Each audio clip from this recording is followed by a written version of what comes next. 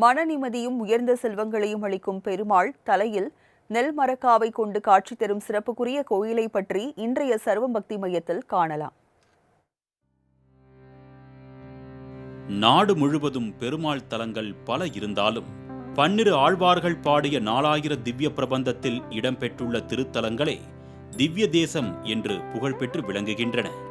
அப்படி புகழ்பெற்ற 108 திவ்ய தேசங்களில் 105 தலங்கள் இந்தியாவிலும் நேபாளத்தில் ஒன்றும் மற்ற 2 வானுலகத்திலும் இருப்பதாக மெய்ஞானிகள் தெரிவித்துள்ளனர். நவகிரகத்துக்கு உரியவர் பெருமாள் என்பதால் தூத்துக்குடி மாவட்டத்தில் தாமிரபரணி கரையோரம் அமைந்துள்ள 9 பெருமாள் திருத்தலங்களும் நவ திருப்பதி என்று அழைக்கப்படுகின்றன.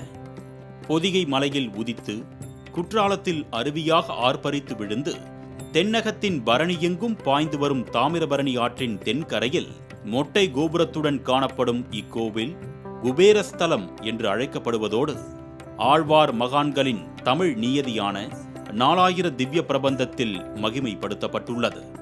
விஷ்ணுவுக்கு அர்ப்பணிக்கப்பட்ட 108 திவ்ய தேசங்களில் ஒன்றான இக்கோவிலை சுற்றி ஒரு கருங்கல் சுவரும் அதன் உள்ளே சன்னதிகளும் சூழ்ந்துள்ளது.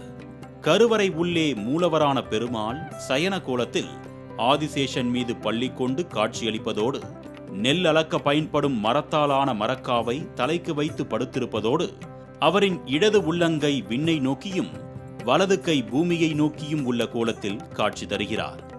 உலகையே அளந்த பெருமாள் மரத்தாலான மரக்காவை தலைக்கு வைத்து படுத்திருக்கும் கோலம் ஏன் என்பது குறித்து தல புராணம் விவரித்து கூறுகிறது. நவநிதிகளின் மீது சயனம் கொண்டு அவற்றை பாதுகாத்து வைத்திருந்ததால் அவருக்கு வைத்தமாநிதி பெருமாள் என்ற திருநாமம் ஏற்பட்டதாகவும், பின்னர் தவம் இருந்து சாப விமோச்சனம் பெற்ற குபேரனுக்கு அவன் இழந்த நிதிகளில் ஒரு பகுதியை மரக்காலால் பெருமாள் அளந்து அளித்ததாகவும் தல புராணம் தெரிவிக்கின்றன.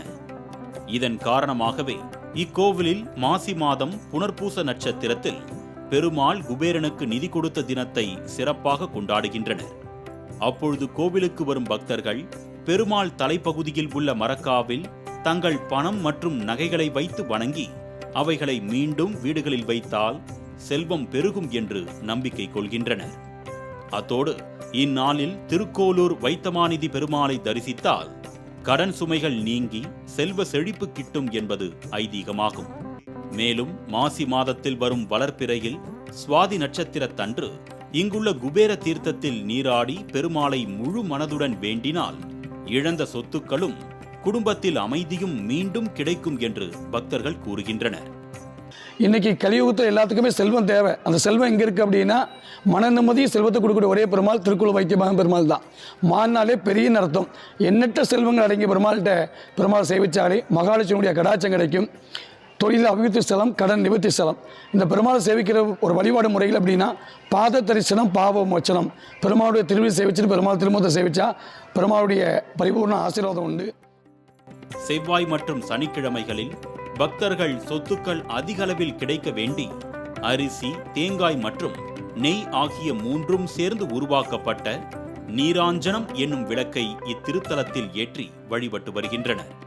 திருக்கோலூர் என்று புகழ்பாடும் இத்தலத்திற்கு செல்வோம், இணையற்ற இறைவன் அருள் பெற்று வாழ்வோம். மாலை முரசு தொலைக்காட்சி செய்திகளுக்காக சாத்தான்குளம் செய்தியாளர் ஜெகநாதனுடன் கலைமாமணி நந்தகுமார்.